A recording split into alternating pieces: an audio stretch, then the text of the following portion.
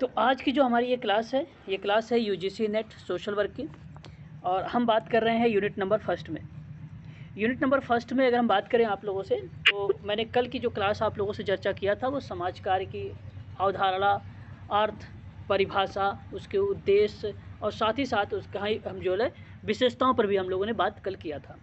आज हम लोग आगे बढ़ रहे हैं। जून 2023 समाज कार्य का जो आधार पर हम लोग पढ़ाई कर रहे हैं, सिलेबस के आधार पर, उसी के आगे बढ़ेंगे तो हमारे सामने एक और टॉपिक आता है। वह टॉपिक है समाज कार्य की प्रणाली। इसे हम लोग मेथड ऑफ सोशल वर्क भी कहते हैं। इसी को हम लोग सिस्टम ऑफ सोशल वर्क के नाम से भी जानते हैं और समाज कार्य प्रणाली के नाम से जानते हैं। ये जो समाज कार्य की प्रणालियाँ हैं, ये जो मेथड ऑफ सोशल वर्क है, इसकी बात W.A. फ्रीडलैंडर ने कहा है। क्या नाम आता है? सर मुझे स्क्रीन शो नहीं हो रही। फ्रीडलैंडर कह रहा है। क्या बताए? अब स्क्रीन जा रही है सबके पास? मैं आपसे यही कह रहा था कि इसके अंतर्गत हम लोगों से सोशल वर्क में पूछा जाता है कि ये प्रणालियाँ दिया किसने है। तो जब पूछता है ये प्रणालियों के नाम आया किसके द्वारा है, तो आप नोट कर लीजिएगा नाम W.A. फ्रीडलैंडर। इनको पूरा नाम है वाल्टर एंड्रियास फ्रीडलैंडर, इनका पूरा नाम है ना। तो हम लोगों से पेपर में ये भी प्रश्न आया हुआ है कि बताइए प्राथमिक प्रणाली किसने दिया है। पेपर यूजीसी में आया हुआ है। और यहाँ तक कि ये भी प्रश्न आया है कि निम्न में से बताइए द्वितीयक प्रणाली नहीं है। ये भी पेपर में पूछा जाता है हम लोगों से। तो आप लोगों को ये सारी चीज़ें ध्यान में रखना पड़ेगा, है ना। चलिए आगे बात करते हैं। यहाँ पे फिर ये प्राथमिक प्रणाली के अंतर्गत कौन कौन से आते हैं, नाम भी आप लोग देख सकते हैं यहाँ पर। इसको जो हम कहते हैं प्राइमरी मेथड, आप नाम देख रहे हैं। व्यक्तिगत समाज कार्य आता है, सामाजिक समूह कार्य आता है और सामुदायिक संगठन आता है। ये प्राथमिक प्रणाली के अंतर्गत आता है। ये फ्रीडलैंडर ने इसको डिवाइड किया है। और इन तीनों को अगर आप देखेंगे ना, तो आप सोशल वर्कर हैं तो आप इनके साथ प्रत्यक्ष रूप से मिलकर जाकर काम करते हैं, इसलिए इसको प्रत्यक्ष प्रणाली का नाम से भी जाना जाता है। ये प्रत्यक्ष प्रणाली ना फ्लोरेंस होलिस ने दिया था। फ्लोरेंस होलिस ने दिया था। उसके बाद आता है सहायक प्रणाली। सहायक प्रणाली को एक्सरली भी बोला जाता है और इसको सेकेंडरी भी कहा जाता है, ठीक है। गौड़ भी हिंदी में बोला जाता है। तो आप देखिए, ये समाज कल्याण प्रशासन होता है, सामाजिक कार्य अनुसंधान होता है और सामाजिक क्रिया होती है। इसके अंतर्गत ये चीज़ें जो है मेंशन किया जाता है, ठीक है। तो यहाँ आप ध्यान दीजिएगा, ये भी तीन प्रणालियाँ जो हैं हम लोगों से पेपर में पूछ लेता है कभी कभी कि बताओ निम्न में से कौन सी सहायक प्रणाली नहीं है। तो ये तीन नाम रहेगा और एक प्राथमिक प्रणाली का आ जाएगा। और अगर आपसे प्रश्न में आ जाए कि प्राथमिक प्रणाली और सहायक प्रणाली के बारे में किसने बोला है, तो नाम लगा दीजिएगा वाल्टर एंड्रियास फ्रीडलैंडर। यदि आपसे पूछे कि प्राथमिक प्रणाली सहायक प्रणाली को प्रत्यक्ष और अप्रत्यक्ष की अवधारणा के रूप में किसने नाम दिया है, तो उसका नाम लगा दीजिएगा आप लोग Florence Hollis. Florence Hollis. Note कर रहे हैं सभी लोग ना? म्यूट होके पढ़िए आप भाई, आप सभी लोग म्यूट हो जाइए, अच्छे से थोड़ा सा ध्यान दीजिए। 1 घंटे की केवल बात है बस, ठीक है। 1 घंटे बढ़िया से पढ़िए अच्छे से म्यूट होके।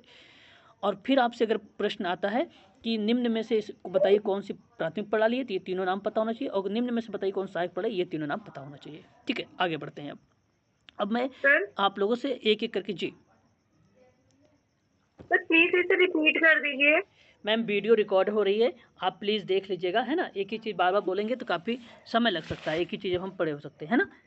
ये रिकॉर्डेड क्लासेस हैं, हाँ आप एक बार देख लीजिएगा, ठीक है। क्रम से मैं रिकॉर्ड कर रहा हूँ। सर जी सर जी जी ये W.A. फ्रीडलैंडर जो दिया था जी प्रणाली, समाज कार्य की प्रणाली के बारे में, जी तो इसमें कौन सा है सर?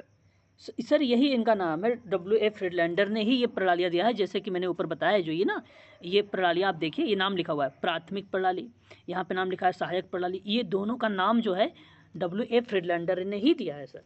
सर ईस्वी भी है क्या? नहीं, वर्ष वगैरह नहीं आता है। हाँ, अगर आप सोचते हैं कि वह वर्ष कौन सा है आने का, अगर पेपर में अभी तक तो नहीं पूछा गया है, यदि आपसे पूछ ले वो कब आता है, तो आप लगाइएगा 1957। 1957, ठीक है। क्लियर है ये बात? एक बार स्पष्ट करिए। जी सर। हाँ, तो इसके बारे में आप ज़रूर थोड़ा सा ध्यान रखेंगे। और बहुत ही फेमस पर्सन है ये सोशल वर्क में। इनसे हम लोगों से प्रश्न जो है एग्ज़ाम में पूछे भी गए हैं, ठीक है। आगे बढ़ेंगे और चीज़ों को हम लोग यहाँ पे थोड़ा सा देखने का प्रयास करेंगे, ठीक है। आगे बात करते हैं, तो यहाँ पे नेक्स्ट पॉइंट लेते हैं। तो एक एक करके हम लोग जानने का प्रयास करेंगे कि केस वर्क क्या होता है और ग्रुप वर्क और कम्युनिटी वर्क। कोई अपने शब्दों में मुझे बताना चाहेगा कि जो है सामाजिक व्यक्तिक कार्य क्या है?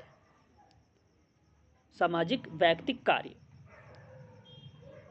अपने शब्दों में कोई बच्चा बताए अगर किसी को मालूम है तो, नहीं तो मैं बताऊंगा ही, इसमें कोई दो राय नहीं है। सर सामाजिक केस एक व्यक्ति का पर्सनली किया किसी एक समस्या का समाधान के बारे में हेल्प किया जाए। ओके, आपने बहुत सही बताया, सभी लोगों ने अपने शब्दों में अपने तरीके से बताया। गुड, बहुत बढ़िया। और विचार आप लोगों को इसी तरीके से करना है। मैं आपको बताता हूँ, मेरी बात को ध्यान से समझिए। व्यक्तिक समाजकारी साफ शब्दों में लिखा हुआ है और व्यक्तिक समाजकारी को ही कहीं न कहीं केस वर्क के नाम से जानते हैं हम लोग। केस वर्क का मतलब होता है, सिंपल शब्दों में अगर मैं आपसे बात करूं, कि कोई एक व्यक्ति होगा और उसी व्यक्ति के बारे में हम लोग बातचीत करेंगे। तो व्यक्तिगत समाजकारी, मेरी बात को पहले सुनिए आप सभी लोग। व्यक्तिगत समाजकारी जो होता है एक प्राथमिक प्रणाली होता है। ये पहली कीवर्ड होगा आप सबके लिए, पहला पॉइंट। मैं कुछ मुख्य बातें लिखा रहा हूँ और इसके अंतर्गत हम व्यक्तिगत प्रणाली के अंतर्गत या व्यक्तिगत समाजकारी के अंतर्गत या प्राथमिक प्रणाली के अंतर्गत हम किसी व्यक्ति विशेष की बात करते हैं। क्वेश्चन में आपको लिखता है व्यक्ति विशेष, और ये बात जैसे ही लिख देता है तो हमारे दिमाग में ये बात क्लिक हो जाती है कि कहीं ना कहीं केस वर्क की बात कर रहा है। जब हम किसी व्यक्ति विशेष की बात करते हैं, उसकी मनोसामाजिक समस्याओं का समाधान करने का प्रयास करते हैं, तो वह बेसिकली व्यक्तिगत समाजकारी की प्रक्रिया कहलाती है। और व्यक्तिगत समाजकारी में सेवार्थी की अंतर्दृष्टि को उकसाने वाली एक प्रक्रिया है, अंतर्दृष्टि उकसाने वाली एक प्रक्रिया है व्यक्तिगत समाजकारी।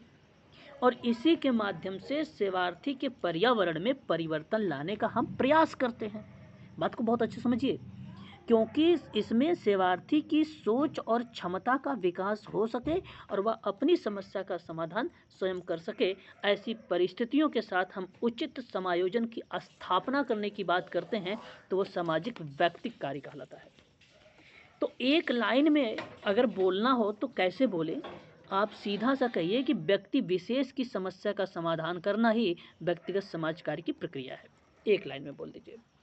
और जब आप कोई बढ़ा चढ़ा के लिखना चाहते हैं, बोलना चाहते हैं, तो आप कहिए कि सेवार्थी के पर्यावरण में परिवर्तन लाने का प्रयास करना और सेवार्थी की सोच और क्षमता का विकास करना और अपनी समस्या का समाधान वो स्वयं कर सके, है ना, और परिस्थितियों के साथ वो उचित समायोजन स्थापित हो सके, वो व्यक्तिगत समाजकार्य होता है।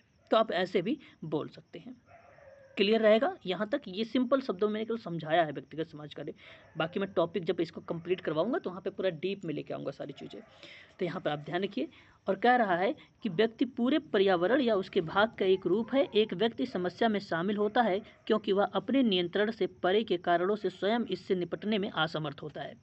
और मैंने एक बात बताया है, आप लोगों को समझाया है कि परिस्थितियों के साथ उचित समायोजन स्थापित करने की जो प्रक्रिया मानी जाती है वो केस वर्क को ही मानी जाती है। वो किसको मानी जाती है?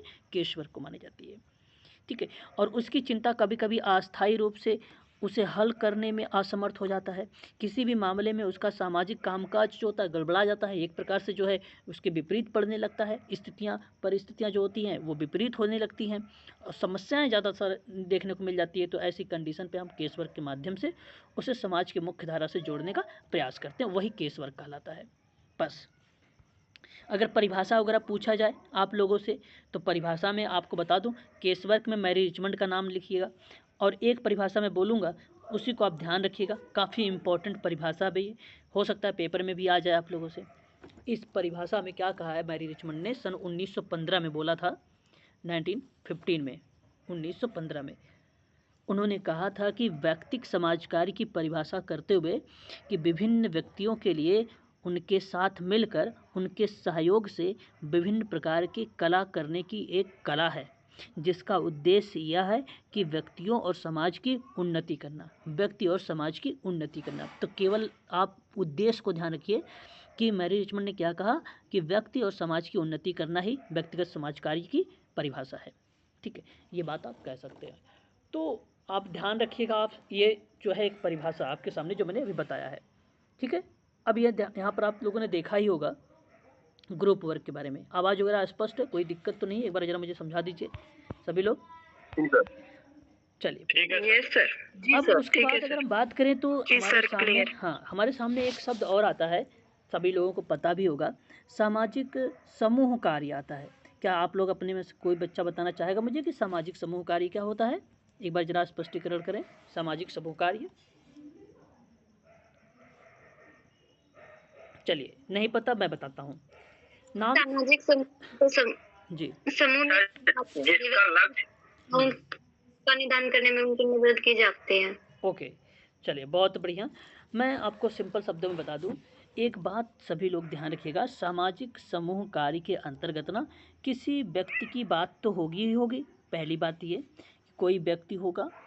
अब व्यक्ति के में आपका केस वर्क हो जाता है। व्यक्ति जैसे बोलता हूँ मैं, तो वो केस वर्क बन जाता है। मैं फिर बात करूँ समूह, या मैं बात ये कर लूँ समुदाय, ठीक है, समुदाय, ठीक है। तो देखिए, आपको ध्यान रखना है कि जब व्यक्ति समूह समुदाय की प्रत्येक मनोसामाजिक या मनोवैज्ञानिक समस्याओं का अध्ययन करने के बाद उसका सामाजिक निदान किया जाता है और फिर उसका उपचार किया जाता है, तो वह प्रक्रिया सामाजिक समूह कार्य कहलाती है। तो ये नाम से स्पष्ट है कि मैं व्यक्तिगत, मैंने बोल तो दिया कि यहाँ पे केस वर्क होगा। तो ग्रुप वर्क के अंतर्गत मान लीजिए कोई, जैसा ग्रुप कैसे बनाते हैं हम लोग, हमने ग्रुप बना दिया भाई, किशोरावस्था का ग्रुप बना दिया। अब किशोरावस्था का आयु होता है 12 से लेकर 17 वर्ष, ठीक है। तो अब किशोरावस्था के बाद युवावस्था आती है। अब मान लो किशोरावस्था का जो बालक है उसके पास ढेर सारी समस्याएं हैं, ठीक है, और युवावस्था के कोई अगर बालक है तो उसके पास भी समस्याएं हैं। तो मान लीजिए कोई इसी ग्रुप में एक ऐसा व्यक्ति भी हो सकता है जिसको एक यूनिक समस्या हो सकती है जो सभी के अंदर नहीं होगी। लेकिन हम ग्रुप वर्क तभी लेते हैं जब जिनकी कॉमन समस्याएं होती हैं, है ना। जैसे मान लीजिए जागरूकता के बारे में बताना है हमें किसी ग्रुप को लेकर, तो उसमें भाई 7 से 8 लोग होंगे। तो इस ग्रुप को 7 से 8 लोगों को बताना है हमें जागरूकता के बारे में, और हो सकता है वो जागरूकता के बारे में ना समझ रहा हो, तो उसके पास कोई एक समस्या होगी। अब या प्रॉब्लमेटिक बिहेवियर कर रहा होगा, वो नहीं समझने की कोशिश कर रहा होगा। तो आप ऐसी कंडीशन पे आप ग्रुप वर्क में भी उसे केस वर्क का रूप देंगे, उसे अकेले जो बुला के या उसका अध्ययन करेंगे या उसकी समस्याओं को जानने का प्रयास करेंगे। तो ये टेक्निक वगैरह जो केस वर्क का पार्ट वहाँ पे निभा सकते हैं। इसलिए ग्रुप वर्क में केस वर्क की भूमिका होती है, ये बात आप ध्यान रखेंगे सभी लोग, ठीक है। तो सामाजिक समूह कार्य में समूह में क्या होता है, काम होता है और अंतःक्रिया के माध्यम से रचनात्मक संबंध स्थापित किया जाता है। और समूह में अंतःक्रिया के माध्यम से ही व्यक्ति संबंध या हम की भावना, सामाजिक और सामुदायिक और सामूहिक एकता, सुदृढ़ इच्छा शक्ति, व्यक्तिगत हित, सामूहिक हित में परस्पर एक रूपता लाने का प्रयास करता है। सबसे ज़्यादा अहम भूमिका एक रूपता प्राप्त करना। अब आपके यूजीसी नेट में क्या कहता है, प्रश्न आता है, कहता है कि निम्न विशेषताओं पर चर्चा करें, और वो फिर उसके बाद कूट बनाता है पॉइंट। पहली पॉइंट में आपको लिखता है कि समूह में अंतःक्रिया के माध्यम से रचनात्मक संबंध स्थापित होते हैं, तो आप कहिएगा बिल्कुल होते हैं, इसलिए ये कूट एक वाला सही हो जाएगा। दूसरा कूट आपसे पूछेगा कि समूह में अंतःक्रिया के माध्यम से हम की भावना, सामुदायिक एकता पर बल दिया जाता है, इसलिए आप लोग दूसरे पॉइंट को भी आप फिर करेक्ट कर लीजिएगा। फिर उसके बाद तीसरी पॉइंट लिखेगा कि व्यक्तिगत हित। अब जैसे बच्चे गलती कर जाते हैं, कहते हैं व्यक्तिगत हित तो केस वर्क में आएगा, तो ग्रुप वर्क में आएगा नहीं, उसको गलत मान लेते हैं। लेकिन ध्यान रखिएगा, मैंने अभी बताया है आप लोगों से कि कोई व्यक्ति हो सकता है ना, यूनिक समस्या हो सकती है उसकी, तो हम ग्रुप वर्क में उससे केस वर्क प्रोवाइड करा देते हैं। तो व्यक्तिगत हितों और सामूहिक हितों के परस्पर एकरूपता लाने का प्रयास करेंगे, इसलिए थर्ड पॉइंट को भी आप लोग सही कर दीजिएगा। फिर उसके बाद अगर हम कहें कि इसी में ग्रुप वर्क में ही कार्यकर्ता वैज्ञानिक ज्ञान, निपुणता, अनुभव और कौशल के आधार पे समूह में जो सेवाएं होती हैं क्या वो प्रोवाइड कराता है, तो ये भी आप कर दीजिएगा सही। तो आपके सामने ऑप्शन आएगा कुछ इस तरीके से, पहला ऑप्शन कहेगा 1 2 3, दूसरा ऑप्शन कहेगा कि 1 3, और तीसरा ऑप्शन आपसे कहेगा कि 1 2 4, चौथा ऑप्शन कहेगा 1 2 3 4। तो चारों जहाँ लिखा रहेगा ABCD करके, उसको आप लोग करेक्ट कर दीजिएगा। कुछ इस तरीके से प्रश्न हमें देखने को मिलते हैं। कहीं कहीं इसको कंसेप्चुअल के आधार भी दिया जाता है कि ये प्रश्न अवधारणा के आधार पर है। तो क्या मेरी बात समझ पाए आप लोग, जो मैंने प्रश्न के साथ आपको ग्रुप वर्क समझाया है? हाँ, ठीक है। तो ये बात आपको ध्यान रखना। अब देखिए थोड़ा सा यहाँ पे जो लिखा हुआ है, अब इसको समझने का प्रयास करते हैं। सामाजिक समूह कार्य एक समाजकारी सेवा है, ये बात आप जानते हैं, और जिसके पेशेवर का मतलब होता है व्यावसायिक, व्यवसाय का मतलब होता है प्रोफेशनल। व्यावसायिक रूप से योग्य व्यक्तियों को समूह अनुभव के माध्यम से मदद करता है ताकि उन्हें बेहतर संबंध सामाजिक कार्य प्रणाली की ओर बढ़ने में मदद मिल सके। समूह कार्य में व्यक्ति महत्वपूर्ण होते हैं, या आप कह लीजिए कि उन्हें अपने सामाजिक संबंधों को बेहतर बनाने में मदद करती है। लचीले कार्यात्मकता के साथ समूह में कामकाज संबंधों को व्यवस्थित और व्यक्तित्व विकास में महत्व पर जो है वो बल देता है। तो ये चीज़ें आपको ध्यान रखना, वही चीज़ें हैं जो मैंने अभी आप लोगों को समझाया है, सारी पॉइंट्स वही लिखी हुई हैं, ठीक है ना। इसमें कुछ खास चीज़ें नहीं थी जो मैंने आपको यहाँ पे बताया। अब यहाँ पर देखिए, ये आप देख रहे हैं, ये आपके सामने जो है स्लाइड है, ये बेसिकली कम्युनिटी का है। कम्युनिटी का मतलब सामुदायिक संगठन से है ना। तो एक बार जरा आप लोग मुझे बताएं कि अगर सामुदायिक संगठन अगर आपको कहना हो तो किस तरीके से आप कहेंगे?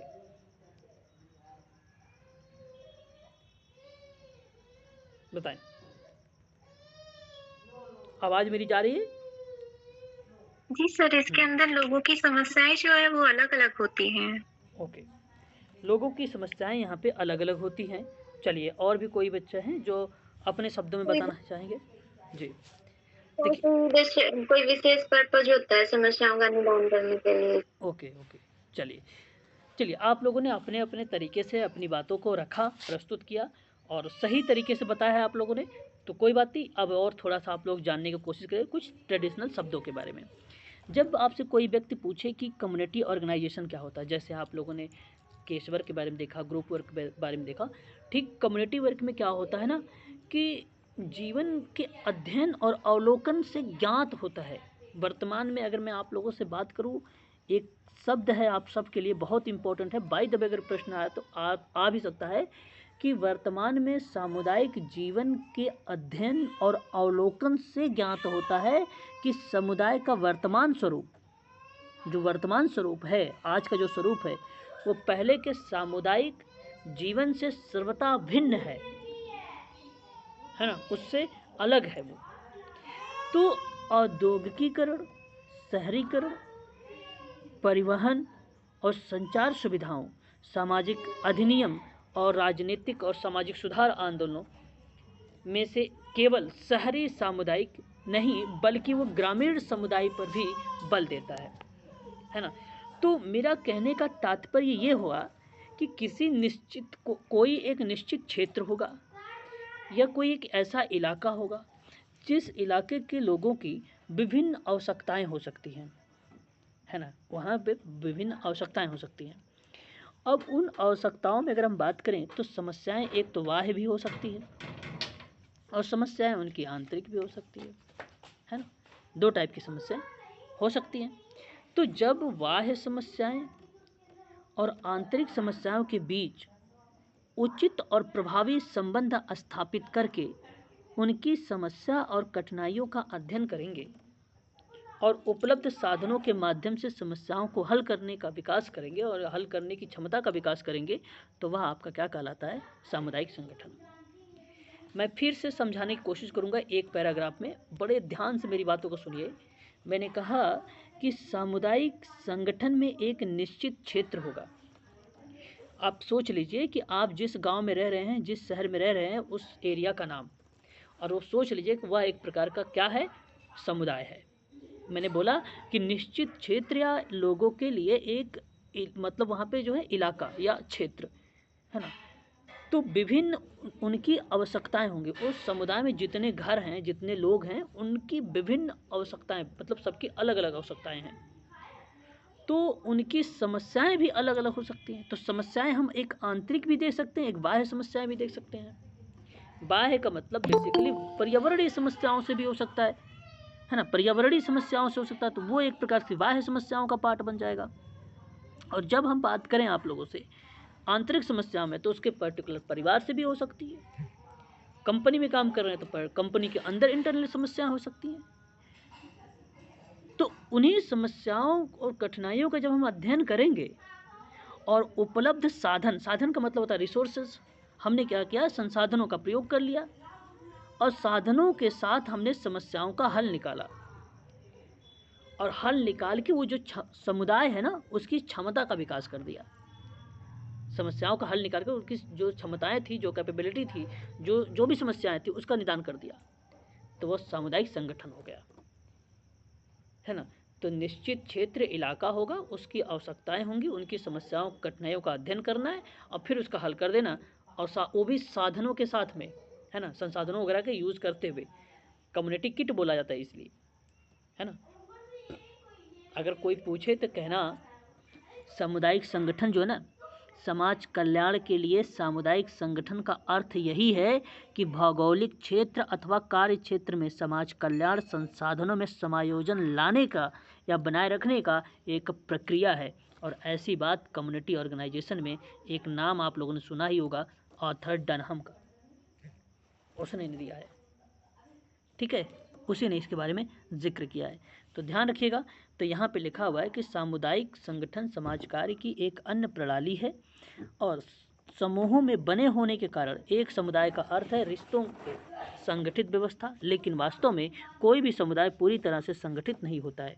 सामुदायिक संगठन ऐसी एक प्रक्रिया है जिसके द्वारा समुदाय के संबंधों को सुधारने के लिए एक व्यवस्थित प्रयास किया जाता है। समस्याओं का पहचान करना, सामुदायिक समस्याओं को हल करने के लिए संसाधनों का पता लगाना, सामाजिक संबंधों को विकसित करना और समुदाय के उद्देश्य को प्राप्त करने के लिए आप देख सकते हैं यहाँ पर कि आवश्यक कार्यक्रम के लिए और सभी सामुदायिक संगठनों में शामिल और इसी तरह के समुदाय आत्मनिर्भर जो है सहायक हो सकते हैं और अपने समुदाय में वो सक्षम भी हो सकते हैं, ठीक है। तो सामुदायिक संगठन किसको कहते हैं?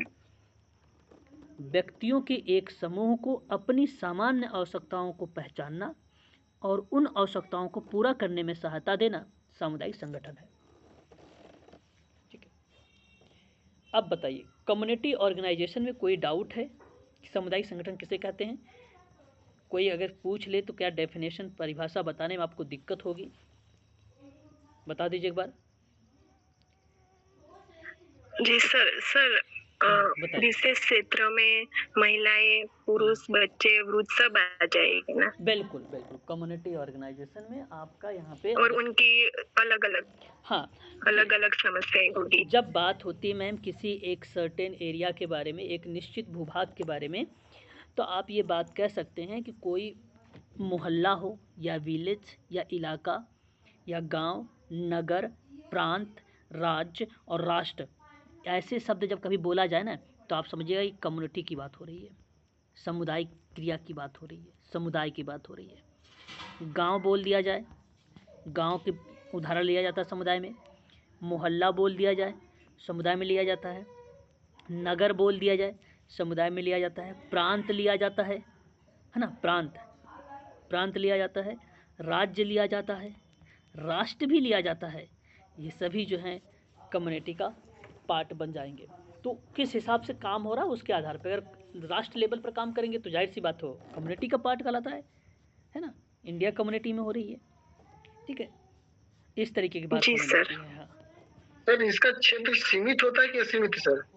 सीमित क्षेत्र होता है सर, लिमिटेड होता है ना। जैसे मैंने कहा आपसे ना, सीमित क्षेत्र कैसे हुआ? जैसे आप मान लो मैं दिल्ली में अगर हूँ तो मैंने कहा भाई कि कोई एक एरिया है लाडू सराय का, दिल्ली बहुत बड़ा। आप मान लो यूपी के अगर हैं तो यूपी की आप मान लीजिए, यूपी बहुत बड़ा राज्य है, कुल टोटल 75 आपका ज़िला आता है।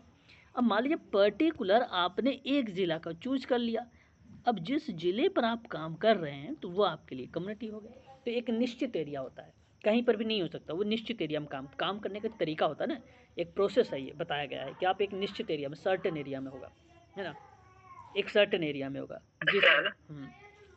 सर जी सर। हम लोग जैसे कि अभी हम लोग सब अलग अलग जगह से हैं और यहाँ पे पढ़ाई कर रहे हैं नेट के लिए। हाँ। और इसमें हम लोग का तो सबका डिफरेंट एज है। हाँ। तो ये हम लोग एक ग्रुप में पढ़ रहे हैं या एक कम्युनिटी के तौर पे पढ़ रहे हैं? देखो सर, ये ग्रुप का पार्ट होगा, ये ग्रुप का पार्ट है। हालांकि उद्देश्य आप सबका एक ही है कि हमें केवल यूजीसी एग्ज़ाम को जो है क्रैक करना है, इसलिए आप पढ़ रहे हैं यहाँ पे। हमने कहा कि एक कोई क्षेत्र का बता देना, है ना। अब आप इसी में बात करिए, कोई बच्चा महाराष्ट्र से भी होगा, है ना, अब कोई बच्चा दिल्ली से भी होगा। एज तो इसमें कुछ मतलब मायना नहीं रखता है। एज मायने नहीं रखता। अब मान लीजिए इसी में एज की बात करूँ तो मैं तो 26 से लेकर 30 किसी को होगा, 30 से लेकर 50 के बीच में भी कोई रहते होंगे, ठीक है। तो ये एज वगैरह की बात यहाँ पे नहीं होती है। एज भाई इसमें आप 30 वाला भी शामिल रहेगा, इसमें 26 वाला भी शामिल रहेगा। ग्रुप वर्क करते समय हमें एज पर ध्यान देना पड़ता है ग्रुप वर्क में। ग्रुप वर्क में क्या होता है, हमें ध्यान देना पड़ता है जब आप काम करते हैं, क्योंकि भाई किशोरावस्था की जो आयु होती है तो उनमें कुछ कॉमन समस्याएं होती हैं। युवावस्था में वो समस्याएं नहीं देखने को मिलती है जो किशोरावस्था में देखने को मिलती है ना। तो वो चीज़ होती है, बहुत सारे परिवर्तन किशोरावस्था में ही हो जाते हैं, तो समस्याएं बहुत सारी देखने को हमें मिल जाती है। बात समझ आ रही है ना, समझ बताएं एक बार। जी सर, जी सर, जी सर जी। तो ये चीज़ें हैं, ठीक है। तो ध्यान रखें। देखिए एक चीज़ तो मैं आप सबको बता दूं कि अभी भी आप सभी लोग जो है ज्वाइन कर रहे हैं क्लास को, जो कि ये उचित बात नहीं है ना। और ये मुझे बिल्कुल अच्छा नहीं लग रहा है कि अभी तक भी आप लोग आधे घंटे क्लास चल गई, उसके बावजूद भी आप लोग अभी ज्वाइन हो रहे हैं, है ना। क्लास हेलो को सर। हाँ, जो मैं समय देता हूँ आप उसी समय पर ज्वाइन करें, है ना। और अदरवाइज़ आप उसकी जो रिकॉर्डेड क्लासेस होती हैं, रिकॉर्डेड क्लासेस को आप लोग देख लें, है ना। लेट क्लास आने सर एक डाउट है इसमें। Hello sir. हाँ बताएं डाउट। जी, उस ऊपर आपने बताया सामुदायिक संगठन। हाँ और मतलब इस सामुदायिक संगठन और समुदाय, ये दोनों में अंतर है क्या? देखिए नहीं, कॉमन गोल वही होते हैं सर। संगठन का मतलब होता है एक प्रकार का ऑर्गेनाइजेशन, जैसा कि आपको पता है। मैंने केवल इसमें एक शब्द जोड़ा है संगठन करके, क्योंकि समाज कार्य में आप लोग संगठन पढ़ते हैं, पेपर में देखते होंगे जी। संगठन लिखा होता है। और संगठन की परिभाषा पहले आप समझ लीजिए, शायद आपके ये डाउट क्लियर हो जाएगी। संगठन जी। बेसिकली क्या होता है सर, ऑर्गेनाइजेशन इसको इंग्लिश में कहते हैं।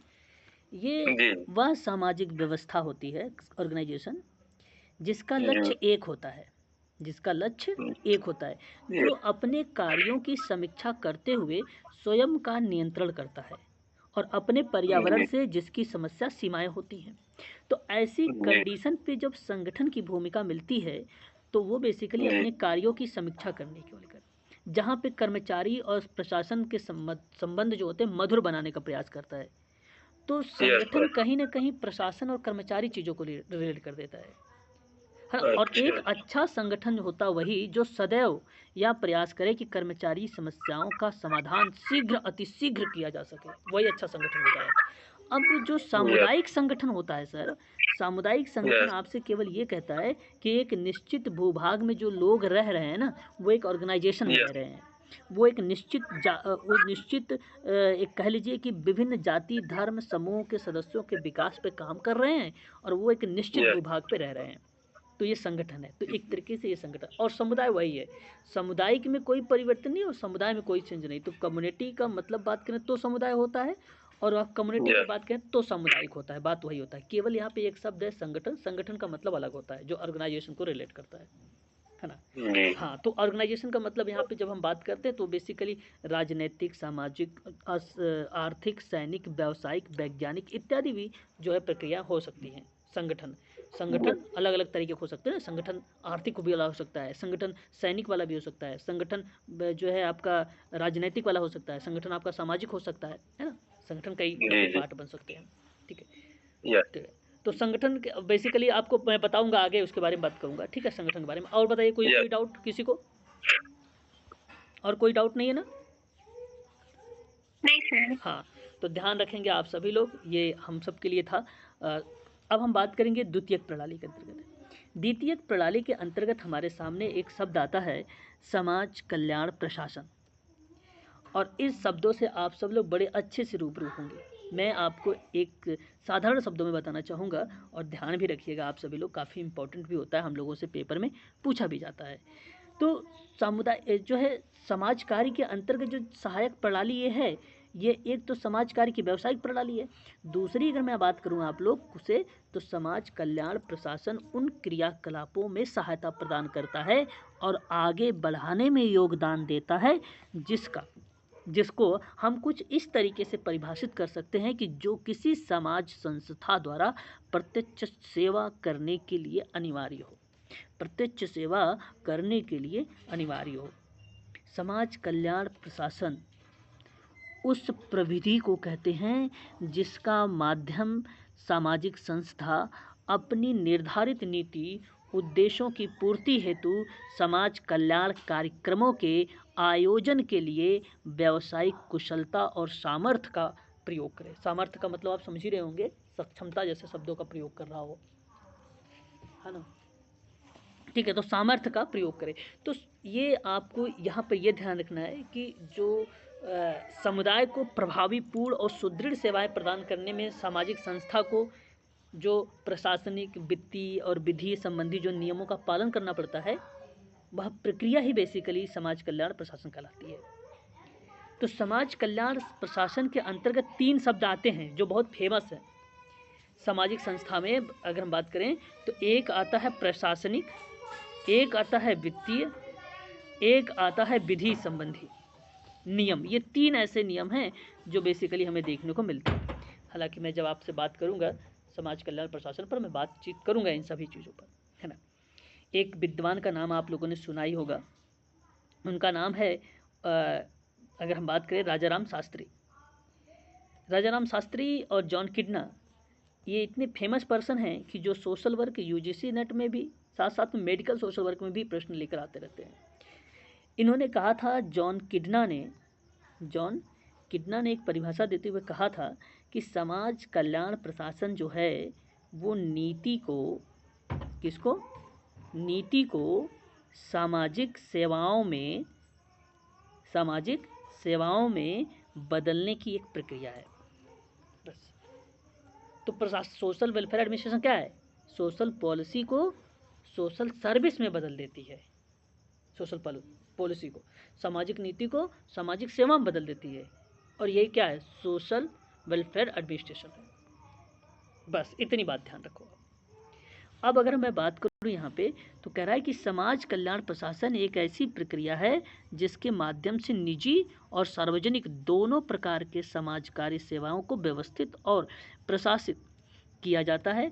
कार्यक्रम विकसित करना, संसाधन जुटाना, कर्मियों का चयन, भर्ती, उचित संगठन, समन्वय, कुशल और सहानुभूतिपूर्ण नेतृत्व प्रदान करता है।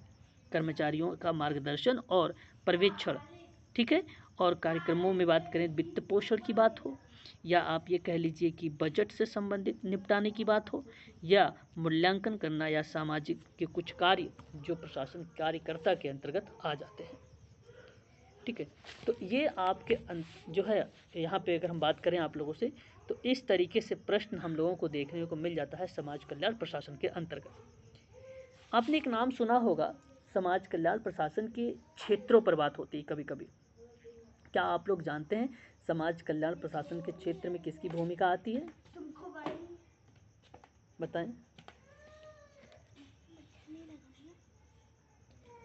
बताएं, अगर पता है तो। नहीं सर, गरीब, असहाय, नहीं, वृद्ध आ जाते हैं। ओके। मेरा एक सिंपल सा सवाल था, शायद आप लोगों ने नाम सुना होगा लूथर गुलिक का। अगर आपने नाम लूथर गुलिक का सुना है तो फिर तो ठीक है, अगर नहीं सुना है तो कोई बात नहीं, मैं आपको भी बता भी देता हूँ। लूथर गुलिक एक ऐसे विद्वान रहे हैं जिन्होंने समाज कल्याण प्रशासन के सिद्धांत के अंतर्गत अपने कार्य के रूप में, या आप उनसे ये कह लीजिए कि कार्य क्षेत्र के रूप में, बड़े ही व्यापक लेवल पर इन्होंने समझाने का प्रयास किया था और एक सूत्र दिया था। बेसिकली इस सूत्र को पहले एक टेलर विद्वान आते थे, उनका आता था ये। सबसे पहले पोस्ट कार्ब जो था वो टेलर का था, लेकिन टेलर फेमस नहीं रहे सोशल वर्क में, बल्कि ये इकोनॉमिक्स में चले गए। टेलर महोदय इकोनॉमिक्स में चले गए। सबसे पहले शुरुआत तो टेलर ने ही पोस्ट कार्ब की किया था। बाद में अगर हम बात करें तो लूथर गुलिक ने सामाजिक संस्था के प्रशासनिक क्रियाकलापों के 7 प्रमुख कार्य बताए थे। तो मैं आपको बता रहा हूँ यहाँ पे POSD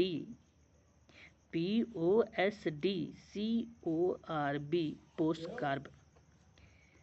अब इन्हीं पोस्ट कार्बों पे अगर मैं बात करूँ आप लोगों से, ठीक है, थोड़ा सा होल्ड रखिए, ठीक है, तो चर्चा कर सकते हैं हम लोग, यहाँ पे देख भी सकते हैं। तो P4 क्या होगा, किसी को मालूम है P4 क्या होता है? बताएंगे? P4 प्लानिंग, नियोजन, प्लानिंग सर। हाँ, प्लानिंग। तो P का मतलब प्लानिंग हो गया। प्लानिंग का मतलब होता है किसी काम करने से पहले हम कोई योजना बना लें। अब ऐसे थोड़ी ना कोई जो दिमाग में आए तुरंत चलो आप काम करना शुरू कर दो। काम करने से पहले देखो, आप एक एक लाइन समझते जाओ। किसी काम को या किसी कार्य की योजना, जिसके वर्तमान परिस्थितियों का आकलन करना, समाज की समस्या और ज़रूरतों की पहचान करना, अल्पकालिक हो या दीर्घकालिक आधार हो, वहाँ पे आप जो है उद्देश्य और लक्ष्यों को जब आप हासिल करते हैं तो ऐसे पे आप कार्यक्रम का एक चित्रण बनाते हैं, चित्रण करते हैं। उन चित्रण करना को ही हम लोग नियोजन कहते हैं, और नियोजन का मतलब ही होता है प्लानिंग, प्लानिंग का मतलब होता है योजना। तो यह आपका पी बन जाता है। और पी के बाद आपका क्या आता है बताएं? Organising sir. ऑर्गेनाइजेशन, बिल्कुल। ऑर्गेनाइजिंग। तो उस कार्य में बात करेंगे तो ऑर्गेनाइजेशन आ जाता है ना। जब हम बात करते हैं ओ के बारे में, तो ओ आपसे कहता है संगठन। यानी अभी आपको मैंने बताया है कि किसी निश्चित उद्देश्य के लिए मानव कार्यक्रमों की जागरूकता और एकीकरण को जो संदर्भित करते हैं ना आप लोग, संदर्भित का मतलब तो दृष्टिकोण या पॉइंट ऑफ व्यू, ऐसी जब बात करते हैं तो वह आपका ऑर्गेनाइजेशन होता है। अब संगठन दो टाइप के होते हैं, एक तो औपचारिक भी होता है, एक अनौपचारिक भी होता है।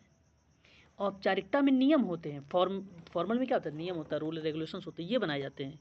लेकिन अनौपचारिकता में नियम रूल रेगुलेशंस नहीं होते हैं, जो जहाँ पे मिल गया उसके साथ वहीं पर हम लोग एक्टिविटी या कार्य कर देते हैं। ठीक है। भूमिका औपचारिकता में संस्था की ज़्यादा होती है, माता पिता की जो होती है वो अनौपचारिकता वाले संगठन में होती है। आएगा आपका टाइप जब यूनिट में आपको वहाँ पे पोस्ट कार्ड अच्छे समझाऊंगा। यहाँ पे नाम आया तो इसको थोड़ा सा रिकॉल करवा देता हूँ, ताकि जब मैं वहाँ पे नाम लूँ तो आप लोगों को ये सारी चीज़ें माइंड में क्लिक कर जाए। फिर उसके बाद ऑर्गेनाइजेशन के बाद आपका क्या आता है, एस, है ना, स्टाफिंग। स्टाफिंग, मतलब कर्मचारी की बात हो रही है, यही ना। तो यानी एक अच्छे संगठन की स्थापना के बाद आप बताइए क्या काम करना उचित समझेंगे। कर्मचारियों द्वारा प्रशासनों की क्षमता, जो दक्षता है उसकी, जो गुणवत्ता है उसकी, वो उसके बारे में जानेंगे। तो एक कमज़ोर संगठित प्रशासन भी चलाया जा सकता है यदि उसके कर्मचारी अच्छी तरह से प्रशिक्षित और बुद्धिमान, कल्पनाशील और प्रेरक होंगे। तब वहाँ पे जब कर्मचारी या स्टाफ अच्छा होगा, एक्टिव होगा, तब वो चीज़ें संस्था को और अच्छे से चलाया जा सकता है ना। तो कर्मचारी सरकार, अगर हम बात करें इसी प्रकार से, तो कर्मचारी सरकारी और गैर सरकारी दोनों संगठन की आवश्यकता एक कंपोनेंट के रूप में देखा जाता है।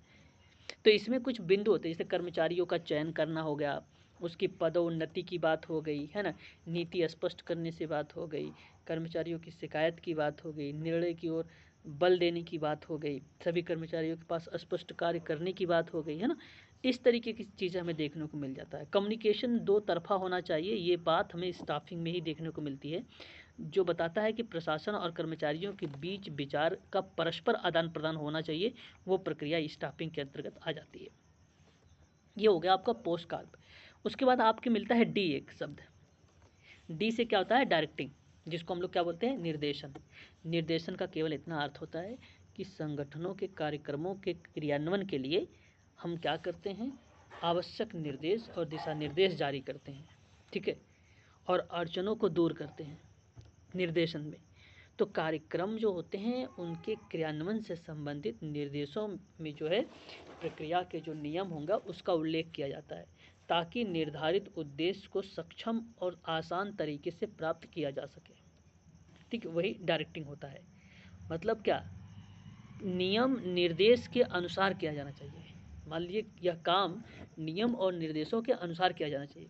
काम को अंजाम देने में कर्मचारियों की सहायता करना, हीनता की भावना को कम करना, श्रमिकों के बीच जो सहयोग है उसकी भावना को बढ़ावा देना, जो काम का स्तर है उसको बनाए रखना, और कार्यक्रम की कमियों से अवगत होना और उन्हें दूर करने का प्रयास करना, वो आपका क्या कहलाता है, डायरेक्टिंग कहलाता है।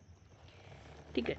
एक शब्द और आता है कोऑर्डिनेशन, CO मैंने बताया था, जिसको हम लोग हिंदी में कहते हैं क्या, समन्वय, कोऑर्डिनेशन को। इसका मतलब क्या होता है, समन्वय का क्या अर्थ होता है। समन्वय का अर्थ होता है कि किसी उपक्रम के उद्देश्य, उपक्रम का मतलब क्या होता है, बेसिकली एक आप उपक्रम में सीधा से बात है, जैसे नहीं हम कहते कोई चीज़ छोटा होता है, एक प्रकार से उपक्रम योजना होती है ना। उपक्रम क्या होती है, योजना होती है, प्रतिष्ठान होता है। ठीक है। उपक्रम क्या होता है, प्रतिष्ठान या योजना होती है ना। बात को समझते चलिएगा, मैं जो भी हिंदी टफ आएगी वो भी बताता रहूँगा। तो सिंपल सी बात यह है कि योजना का मतलब होता है, समन्वय का मतलब होता है योजना। समन्वय का क्या मतलब होता है, योजना। तो योजना को मैं अगर उपक्रम बोलूँगा तो गलत नहीं है, सही है योजना, उपक्रम।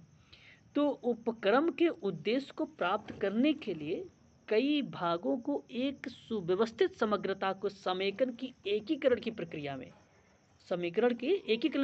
में हम समन्वय का रूप दे देते हैं। और अच्छे से समझने का प्रयास करो। ये एक मैंने ट्रेडिशनल शब्दों का प्रयोग किया है, शायद आप थोड़ा सा कोऑर्डिनेशन में दिक्कत किए होंगे, लेकिन अब और समझिए। समन्वय का मतलब होता है प्रयासों का व्यवस्थित संगठन। समन्वय का क्या मतलब होता है? समन्वय का क्या मतलब होता है? कोऑर्डिनेशन का मतलब होता है प्रयासों का व्यवस्थित ढंग से मिलना। क्या होता है बताइए?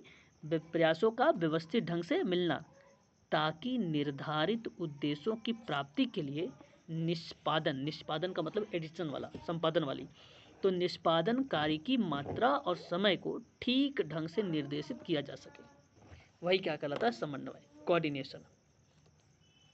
बात समझ में आई? कोऑर्डिनेशन की परिभाषा और बताओ, कोऑर्डिनेशन क्या होता है बताओ। किसी संस्था के उद्देश्यों को, क्या मेरी आवाज़ जा रही है आपके सब? बताइए। जी सर, आ रही है। किसी संस्था के उद्देश्य की पूर्ति के लिए उसकी विभिन्न क्रियाओं में सामंजस्य और तालमेल स्थापित करना समन्वय कहलाता है। अब तो समझ में आ गया होगा कि और सरल करूं? बताओ, समझ में आया? एक तो आप लोग बोलते भी नहीं हो, नहीं समझ में आता बताओ, अगर समझ में नहीं आ रहा तो भी हाँ तो बताओ ना, तभी तो मैं समझ पाऊंगा समन्वय। अब अगर नहीं बोलते हो तो मुझे लगता है कि आप समझ नहीं पा रहे हो, इसलिए नहीं बोल पा रहे हो आप लोग, तो मैं आगे उसी पे बात करता हूँ। बोला करो, है ना। चलो, फिर आपका ये कोऑर्डिनेशन हो गया। अब देखिएगा यहाँ पे कोऑर्डिनेशन लिखा, अगर मैं बात करूँ पोस्टकार्ड में मैंने बात कर रहा था, उसके बाद एक शब्द क्या आता है? कोऑर्डिनेशन हो गया। उसके बाद आता है आपका पोस्टकार्ड में रिपोर्ट आता है। बिल्कुल सही बात कह रहे हैं। उसके बाद आता है आपका रिपोर्ट। अब ये जो आर है, रिपोर्ट का मतलब हम कहें ना तो प्रतिवेदन होता है। पेपर में आप लोगों से प्रतिवेदन से भी प्रश्न आता है, केवल प्रतिवेदन लिख देगा, उसके बारे में आपको 4-5 बातें पता होना चाहिए। प्रतिवेदन का अर्थ होता है वरिष्ठ और अधीनस्थ अधिकारियों को गतिविधियों से अवगत कराना और उसका निरीक्षण, अनुसंधान और लेखों के माध्यम से इस संबंध में जानकारी एकत्र करना कि प्रत्येक समाज कल्याण कार्यक्रम के कुछ निश्चित उद्देश्य होते हैं जो संगठनात्मक प्रणाली में मुख्य कार्यकारी निचले स्तर पर कार्य कर रहे हैं या काम करने वाले कर्मचारी, उन कर्मचारियों की नीति, वित्तीय और निर्धारित उद्देश्यों को प्राप्त करने की जो सीमा बताता है, वो बेसिकली प्रतिवेदन बताता है। तो प्रतिवेदन बहुत सरल शब्द होता है, जिसको हम लोग रिपोर्ट भी कह सकते हैं। आप जानते हैं कि भूत का मतलब पास्ट की बात मैं कर रहा हूँ, पास्ट समय की, और प्रेजेंट यानी वर्तमान समय की। तो भूत और वर्तमान की जो विशेष घटना होती है या विषय के प्रमुख कार्यों के क्रमबद्ध और संक्षिप्त विवरण को हम क्या नाम दे सकते हैं? प्रतिवेदन। आप दूसरे शब्दों में ये कह लीजिए कि वह लिखित सामग्री है। प्रतिवेदन वह लिखित सामग्री है जो किसी घटना, कार्य योजना, समारोह आदि के बारे में प्रत्यक्ष देखकर या छानबीन करके तैयार की गई प्रक्रिया को प्रतिवेदन या रिपोर्ट हम कहते हैं। बस इतनी बात ध्यान रखिए। क्या प्रतिवेदन समझ में आया? एक बार बता दीजिए, नहीं समझ आया फिर बताऊंगा मैं। जी सर। हाँ, भूत और वर्तमान की विशेष घटना या विषय के प्रमुख कार्यों के क्रमबद्ध और संक्षिप्त विवरण जो देता है वो रिपोर्ट ही देता है, वो प्रतिवेदन देता है। पोस्टकार्ड में ये शब्द आप लोगों को ध्यान रखना है, ठीक है। तो इतनी जी। और एक आपको आता है, इसी के अंतर्गत हमने एक शब्द छोड़ दिया, बजट को। शायद आप लोगों ने बताया नहीं, है ना, लास्ट में नहीं छोड़ा नहीं, अभी प्रतिवेदन के बाद आता ही है। वो क्या शब्द आता है अंत में, बताएं? Budgeting sir. हाँ, बजटिंग को हम लोग वित्तीय प्रबंधन भी कह सकते हैं, है ना, फाइनेंस से रिलेटेड होगा, बजट से होगा। तो वित्तीय प्रबंध का अर्थ होता है कि प्रक्रिया जिसके द्वारा किसी सार्वजनिक एजेंसी कोई वित्तीय नीति कर निर्माण, है ना, या क्रियान्वयन किया जाना या वैधीकरण किया जाना, ये प्रक्रिया हमें बताता है वित्तीय प्रबंधन में। पोस्टकार्ड में अगर अर्थ फाइनेंस मैनेजमेंट की जब हम बात करते हैं तो सही तरीके से यहाँ पे बात करें कि उस संसाधन में या उस प्रक्रिया के दौरान में चलाए गए जो योजनाएं हैं, जो कार्यक्रम हैं, उसका पूरा विवरण, पूरा डिटेल रखना वित्तीय प्रबंधन के अंतर्गत हमें देखने को मिल जाता है। ठीक है, तो ये चीज़ें थी पोस्टकार्ब में। तो ये लूथर गुलिक के द्वारा दिया गया था पोस्टकार्ब, ये चीज़ आपको ध्यान रखना है। और मैं आशा भी करता हूँ कि शायद आप लोगों ने जो लूथर गुलिक द्वारा जो आविष्कार किया गया था 1937 में पोस्टकार्ब, उसके बारे में आप लोगों ने सही जानकारी रख लिया है। ठीक है, इस बार आया था सर ये पेपर में क्वेश्चन है। हाँ बिल्कुल आया होगा सर। तो ये कब आया था? 1937 में। बिल्कुल सही बताया अभी आपने कि इससे सवाल आया था, एक बच्चा मुझसे बताया भी था। ठीक है, तो याद रखेंगे आप सभी लोग। Planning, organisation, staffing, directing, coordination या रिपोर्टिंग और बजटिंग, ये जो है आपके सामने 7 ऐसे शब्द हैं जो लूथर गुलिक के द्वारा दिए गए थे। कब दिए गए थे? 1937 में दिए गए थे। चलिए आगे बढ़ते हैं, ये सभी पे बात हम लोग आगे भी करेंगे। ठीक है, ये था समाज कल्याण प्रशासन। अब हम थोड़ा सा बात करते हैं समाज कार्य शोध के बारे में। ठीक है, इसके बारे में भी देख लेते हैं। देखो मैं अभी डीप में नहीं पढ़ा रहा हूँ, ये मत सोचिएगा कि आज आपका टॉपिक खत्म हो रहा है case work, group work, community work. ये प्रणाली में नाम आए हैं तो मैं आप लोगों से सिर्फ रूबरू करवा रहा हूँ, ऐसे ऐसे छोटे छोटे परिभाषाओं देकर कि इसमें क्या होता है क्या नहीं होता है। ये इस शब्दों से रूबरू, ये बहुत बड़ा टॉपिक है। इसमें आप लोग विशेषताएं, उद्देश्य, इसके सिद्धांत और भी जो कुछ पॉइंट्स आए तो वो पढ़े जाएंगे आप, है ना, याद रखेंगे। जी क्या कह रहे हैं मैम? सर इसके प्रिंसिपल भी, कंपोनेंट्स भी हाँ तो है। सब कुछ पढ़े जाएंगे, आप लोगों को सब कुछ पढ़ना है। तो इसलिए आप लोग बिल्कुल केवल सिर्फ शब्दों को पढ़ने का, समझने का प्रयास करें यहाँ पे, या क्या क्या शब्द हमें देखने को मिल सकता है।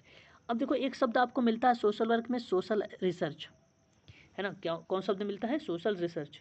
क्या आप लोग जानते हैं किसे कहा जाता है? समाज कार्य शोध। चलो मैं बताता हूँ फिर। देखिए आप लोग पेपर 1 पढ़ेंगे तो आपको रिसर्च एप्टीट्यूड मिलता है, जैसा कि आप सभी लोग जानते हैं। और आप पढ़ेंगे सोशल वर्क रिसर्च भी मिलता है। सोशल वर्क रिसर्च में बहुत ज़्यादा टफ चीज़ें नहीं आती, बहुत सरल आता है। बशर्ते आपको मैं बता दूं, समाज कार्य शोध में बेसिकली जब हम बात करते हैं, रिसर्च की बात करते हैं, तो इसके अंतर्गत ध्यान देने वाली बात यह है कि समस्याओं के निदान और उपचार की योजना और वैज्ञानिक ढंग से लाने की आवश्यकता पर बल देना, यह प्रक्रिया समाज कार्य शोध की होती है। वर्तमान में आज के समय की बात मैं कर रहा हूँ आप लोगों से कि समाज कार्य शोध जो है, समाज कार्य को सुदृढ़ करना, सामाजिक परिघटना और परिघटनाओं का वैज्ञानिक निदान प्रस्तुत करना और तथ्यों को पुनः जांच करने में अपना बहुमूल्य योगदान देना, यह प्रक्रिया समाज कार्य अनुसंधान की कहलाती है ना। तो समाज कार्य व्यवहार में इसके महत्व को नकारा नहीं जा सकता है।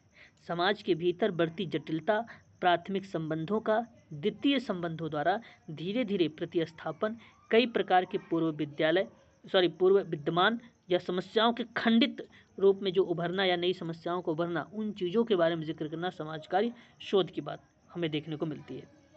अनुसंधान का मतलब ही ऐसा होता है कि ऐसी कोई भी अध्ययन जिसके द्वारा नई जानकारी मिले, वो रिसर्च हो गया, अथवा ज्ञात जानकारी में वृद्धि हो सके, जो पुरानी जानकारी थी उसमें और वृद्धि हो गया, ग्रोथ हो गया। तो सिंपल सी बात याद रखो ना कि किसी भी अध्ययन जिसके द्वारा नई जानकारी मिले और ज्ञात जानकारी में वृद्धि हो जाए, और भले ही वह परीक्षण द्वारा अथवा किन्हीं विधियों के द्वारा प्राप्त की जाए, वही प्रक्रिया अनुसंधान कहलाती है। अब सोशल वर्क रिसर्च फिर क्या था? सोशल वर्क जो रिसर्च था, यह वह शोध था जिसके द्वारा वैज्ञानिक विधि का प्रयोग करते हुए सेवार्थी को सेवा प्रदान की जाती थी और समस्या का समाधान किया जाता है। वही क्या कहलाता है? वही समाज कार्य अनुसंधान कहलाता है। समाज कार्य अनुसंधान क्या है? वैज्ञानिक विधि का प्रयोग करके सेवार्थी को सेवा प्रदान की जाती है और समस्या का समाधान किया जाता है। समस्या का समाधान किया जाता है, वही क्या कहलाता है? समाज कार्य शोध कहलाता है। क्लियर हो गया? बताइए। Yes sir. हाँ जी सर। जी सर। समाज कार्य की कार्यों और प्रणालियों की वैलिडिटी की वैज्ञानिक जांच कहकर परिभाषित करते हैं तो वो भी आपकी क्या कहलाएगी, सोशल वर्क रिसर्च कहलाएगा। मुझसे अगर आप कोई पूछेंगे भाई बताइए जरा सामाजिक रिसर्च या समाज कार्य शोध की परिभाषा बताइए, तो मैं सीधा बोलूँगा सोशल वर्क के जो कार्य हैं और जो प्रणालियाँ हैं उनकी वैलिडिटी की ही वैज्ञानिक जांच कर दीजिए, वही समाज कार्य शोध है।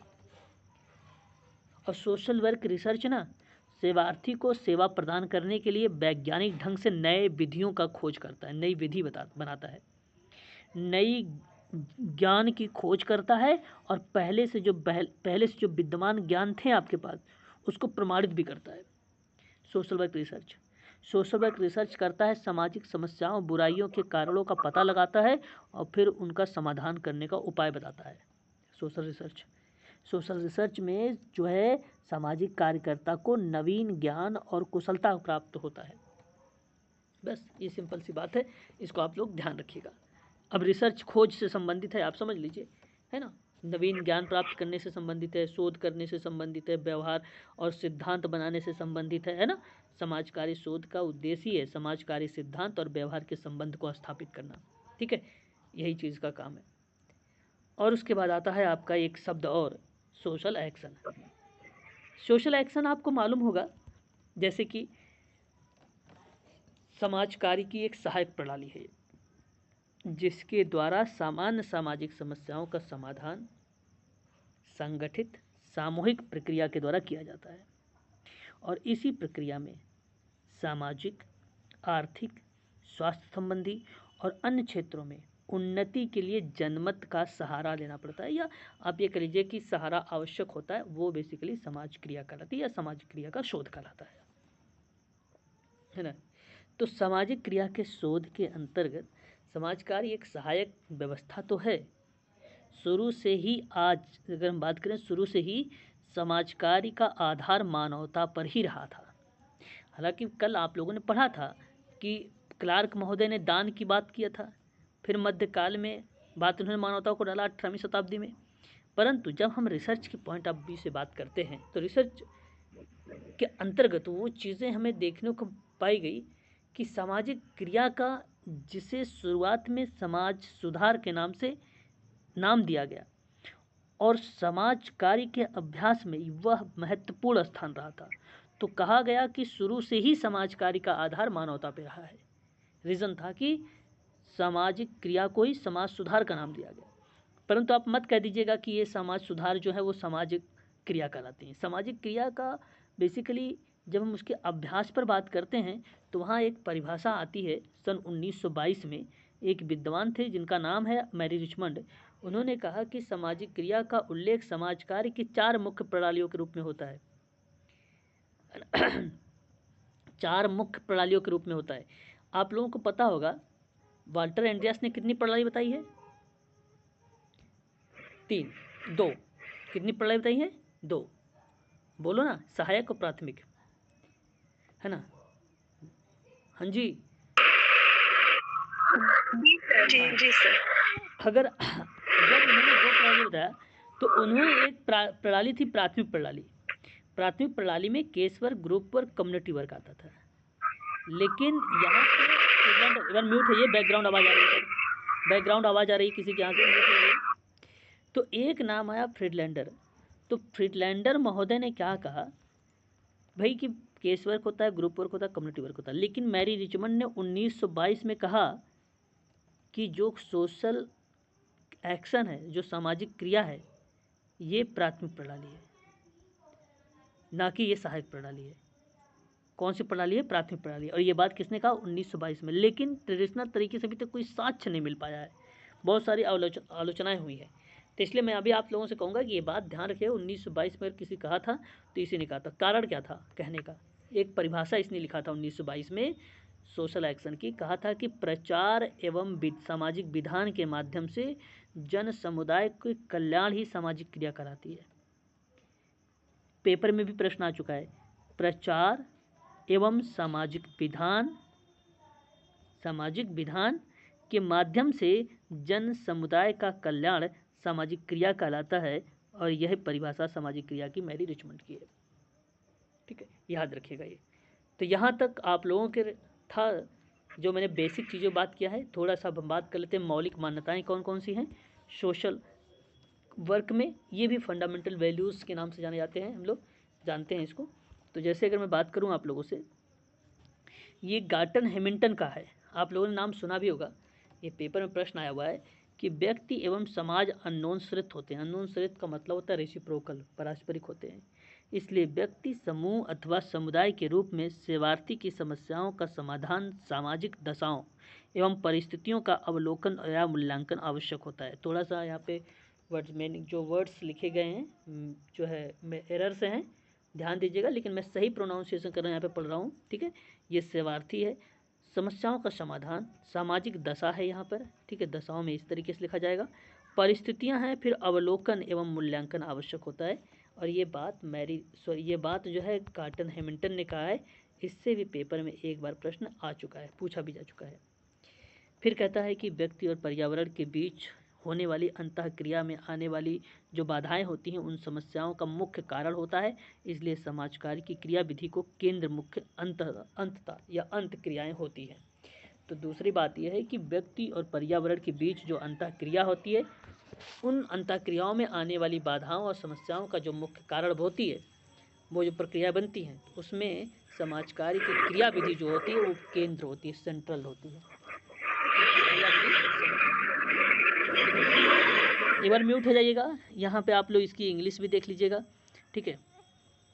अब यहाँ पर आप लोग थोड़ा सा ये देख लीजिए, व्यवहार और दृष्टिकोणगत दोनों ही सामाजिक शक्तियों के द्वारा प्रभावित होते हैं, इसलिए सामाजिक शक्तियों में सामाजिक हस्तक्षेप का मतलब होता है इंटरवेंशन, है ना, करना आवश्यक होता है। व्यक्ति और संपूर्ण इकाई है, इसलिए उससे संबंधित आंतरिक और बाह्य दोनों प्रकार की दशाओं का अध्ययन किया जाता है। समस्या के अनेक स्वरूप होते हैं, ये बात आप जानते हैं, इसलिए इसके समाधान हेतु विधि प्रकार के कौशल की भी आवश्यकताएं होती हैं। तो ये कुछ मौलिक मान्यताएं क्या हो सकती हैं? व्यक्ति और समाज दोनों एक दूसरे पर निर्भर हैं या आश्रित हैं या पर रेसिप्रोकल हैं। अगर हम बात करें तो समस्याएं हम देख सकते हैं अनेक प्रकार की होती हैं। उन समस्याओं की अगर हम बात करें तो समाधान के लिए हम विभिन्न प्रकार के कौशलों का यूज करते हैं, ये इसकी मौलिक मान्यताएं हैं। सोशल वर्क में अगर हम आप लोगों से बात करें तो समस्याएं व्यक्ति की एक संपूर्ण इकाई में अगर हम जब बात करते हैं, एक यूनिटी के रूप में बात करते हैं, तो समस्याएं बाहरी रूप से भी है, आंतरिक, जरूरी नहीं कि केवल आंतरिक समस्या, बाहरी समस्या कुछ है ही नहीं उसके पास, दोनों टाइप की समस्याएं हैं, है ना। तो ये मौलिक मान्यताएं थी, ठीक है। उसके बाद हेलन क्लार्क ने भी कहा है मान्यताओं के लेकर, इसने भी 6 टाइप के जिक्र किया है। समाज कार्य एक व्यवसाय है, मानव व्यक्तित्व को समझना होता है। समाज कार्य समाज कल्याण जो है दोनों अलग अलग अवधारणाएं हैं, ये हेलन क्लार्क की है। और समाज की अपनी प्रक्रियाएं और कार्य की प्रवृत्ति होती है, लेकिन निपुणताओं पर अधिक सम्मिलित होती है। सामाजिक कार्यकर्ता को अपने समुदाय के संसाधनों के बारे में बहुत गहरी जानकारी होनी चाहिए। सामाजिक पर्यावरण और व्यक्तिगत और पर्यावरणीय आवश्यकताओं से अवगत होना चाहिए। व्यक्तिगत समस्याओं का कारण भी बनती है। तो ये एक प्रकार के क्लार्क के द्वारा बताया गया। क्लार्क का इतना इंपॉर्टेंट यहाँ पे नहीं है जितना इंपॉर्टेंट मैंने शुरुआत में बताया है। ये वाली परिभाषा ये इंपॉर्टेंट है आप लोगों के लिए, ये पेपर में हमें देखने को मिल जाता है इसके बारे में, ठीक है। इनका नाम आप जरूर ध्यान रखेंगे। हैमिल्टन का नाम आता है यहाँ पे, ठीक है, मौलिक मान्यता में यहाँ पर, ठीक है, हैमिल्टन का नाम, इसको आप लोग ध्यान रखिएगा, ठीक है। क्लार्क उतना इंपॉर्टेंट नहीं है, बट आप देख लीजिएगा PDF में, वहाँ पे आपको मिल जाएगी। ये कुछ 8 मेजर एरिया हैं सोशल वर्क के, समाज कार्य के कुछ प्रमुख 8 क्षेत्र हैं। इन्हीं 8 क्षेत्रों पर मैं अब आप लोगों से कल बात करूँगा, ठीक है ना। आज के लिए इतना ही रखता हूँ। और अभी आप लोगों की 8:30 बजे जो क्लास चलने वाली है वो प्रैक्टिस चलेगी। कुछ क्वेश्चंस अभी आप लोगों से करवाए जाएंगे 8:30 पर, 8:30 से स्टार्ट होगी क्लास, 8:30 PM पर, ठीक है। अब कोई डाउट है किसी को तो पूछ सकते हैं आप लोग हमसे, बताएं।